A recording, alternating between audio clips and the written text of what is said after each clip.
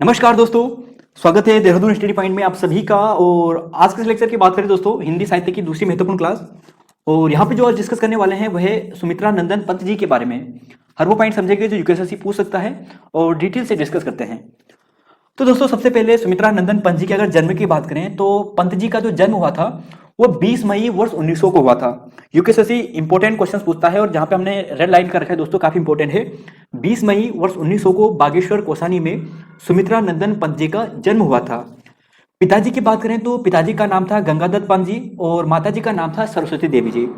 तो सुमित्रा नंदन पंत जी से संबंधित जो शुरुआती बेसिक बातें हैं वो यही है। पिताजी का नाम गंगादत्त पंत जी, माताजी का नाम सरस्वती देवी जी। और जन्म कब हुआ था? 20 मई वर्ष 1900 को कौसानी बागेश्वर में। तो सुमित्रा नंदन पंत जी से ये हो गया। अब दोस्तों यहाँ पे थोड़ा जो महत्वपूर्ण जो जीवन परिचय है जहां से प्रश्न बन सकते हैं उसकी बात करते हैं। तो देखिए दोस्तों, अब यूपीएससी काफी डीप प्रश्न पूछता है तो उस हिसाब से आपको प्रिपेयर रहना पड़ेगा। तो उसी हिसाब से यहाँ पे कुछ इंपॉर्टेंट डेटा है वो आप जरूर याद करें। देखिए दोस्तों, प्रकृति प्रेमी का प्रभाव था। पंत जी की बात करें तो शुरू से ही प्रकृति प्रेमी थे और प्रकृति के चितेरे कवि भी इसलिए उन्हें कहा जाता है।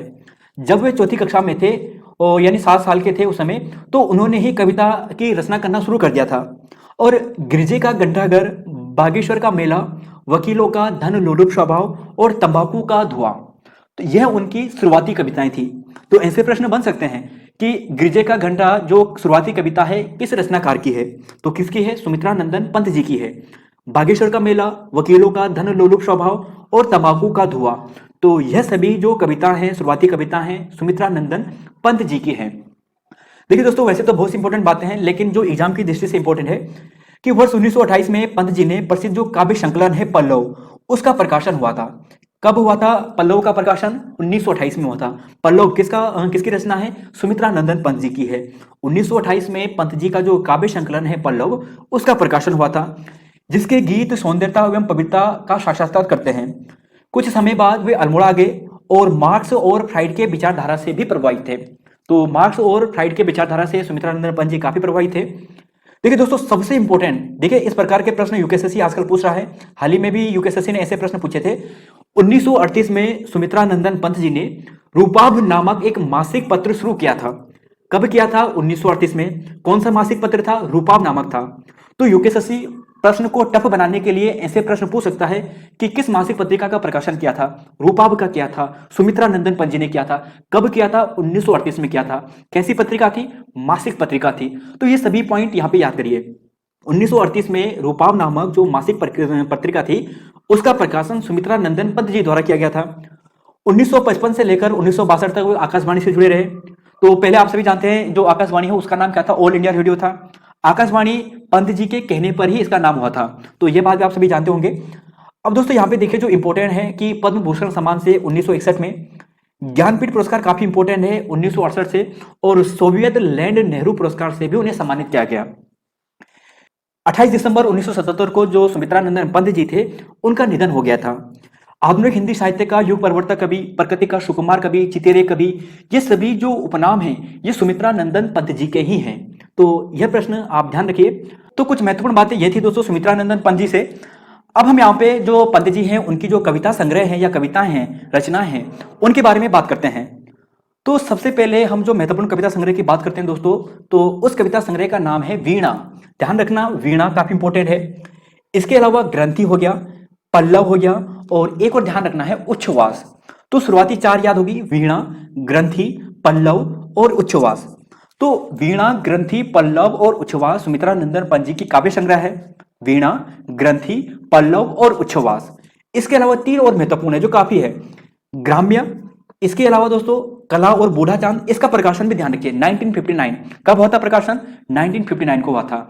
और इसके अलावा चिदम्बरा 1958 को प्रकाशन हुआ था। यह दोनों काफी इंपॉर्टेंट है क्योंकि इनके लिए आप सभी जानते हैं पुरस्कार भी मिले हैं। तो इन दोनों की प्रकाशन तिथि भी ध्यान रखनी है। कला बूढ़ा चांद 1959, चिदम्बरा की बात करें तो 1958 यानी 1958 को। तो सुमित्रा नंदन पंत जी की जो महत्वपूर्ण जो काव्य संग्रह हैं वो यही हैं। अब दोस्तों यहाँ पे बात करते हैं जो अन्य महत्वपूर्ण बातें हैं। यह क्वेश्चन उस कंडीशन में आएंगे जब एग्जामिनर को टफ लेवल का क्वेश्चन बनाना हो। वैसे तो बहुत कम चांस है पूछे जाने का, लेकिन उस कंडीशन के लिए भी आपको तैयार रहना है कि अगर आपको एग्जामिनर काफी टफ प्रश्न बनाता है तो यहां से इस प्रकार पूछेगा कि छायावादी रचनाएं कौन सी है, प्रगतिवादी रचना कौन सी है। तो छायावादी रचनाएं कौन कौन सी है? उच्छ्वास, ग्रंथि, वीणा, पल्लव और गुंजन।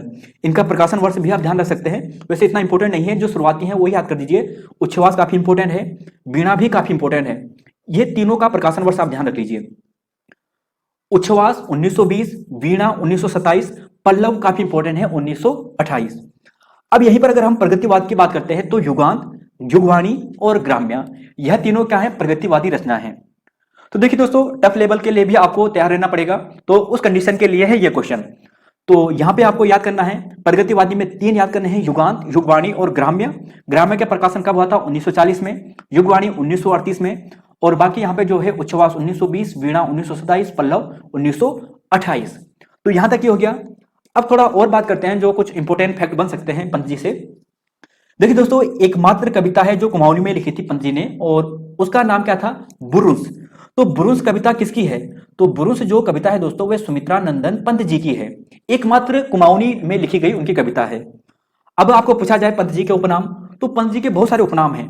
प्रकृति के सुकुमार कवि कहा जाता है, गोसाई दत्त उन्हें बचपन में कहा जाता था, रावणानुज भी इनका उपनाम है, काफी इंपोर्टेंट नाम है। लक्ष्मण इनका नाम है उपनाम, और मुकुल भी सुमित्रा नंदन पंत जी का ही उपनाम है। प्रकृति का सुकुमार कवि, प्रकृति का चितेरे कवि, गोसाई दत्त, रावणानुज काफी इंपोर्टेंट है, लक्ष्मण और मुकुल, तो यह जो उपनाम है सुमित्रा नंदन पंत जी के हैं। अच्छा, महाकाव्य कौन सा है, पंत जी का एक महाकाव्य ध्यान रखना है, उसका नाम क्या है, लोकायतन, बहुत इंपॉर्टेंट है। इसके लिए सोवियत लैंड जो पुरस्कार है रूस द्वारा जो दिया जाता है वह मिला था, तो लोकायतन काफी इंपॉर्टेंट है। 5 कहानियां नाम से है कहानी। और उपन्यास की बात करें दोस्तों, तो उपन्यास आपको ध्यान रखना है, वह है हार, 1960 में प्रकाशित हुआ था उपन्यास। अब सबसे इंपॉर्टेंट दोस्तों यहाँ पे यह है, तो यहां से तो जैसे रावणासुर बहुत इंपॉर्टेंट था, लोकायतन महाकाव्य काफी इंपॉर्टेंट था, बुरुंस भी काफी इंपॉर्टेंट था, लेकिन सबसे इंपॉर्टेंट अगर आप मुझे पूछोगे तो वह यह है आत्मकथा संस्मरण। और इस संस्मरण का नाम है 60 वर्ष एक रेखांकन। 60 वर्ष एक रेखांकन किसका आत्मकथात्मक संस्मरण था, या आत्मकथा थी, या किसका संस्मरण था, पंत जी का था। 60 वर्ष एक रेखांकन, तो यहां तक ही हो गया दोस्तों। अब थोड़ा और बातें देख लेते हैं जो एग्जाम में बन सकती है। तो पुरस्कार की बात करते हैं, क्या क्या पुरस्कार मिले हैं। तो पुरस्कारों में है, सुमित्रा नंदन पंत जी को 1961 में पद्म भूषण सम्मान से दिया गया था। 1968 में ज्ञानपीठ पुरस्कार से सम्मानित किया गया था। यूकेएससी, यूकेपीएससी इन्होंने तो काफी बार प्रश्न पूछ लिया है। ज्ञानपीठ पुरस्कार 1968। कला और बूढ़ा चांद 1959 में प्रकाशित हुआ था, और इसके लिए साहित्य अकादमी पुरस्कार दिया गया। अब दोस्तों आप मुझे यह बता सकते हो कि यह साहित्य अकादमी पुरस्कार सुमित्रा नंदन पंत जी को कब दिया गया था, इसका आंसर जरूर दें। लोकायतन, सोवियत लैंड पुरस्कार दिया गया था।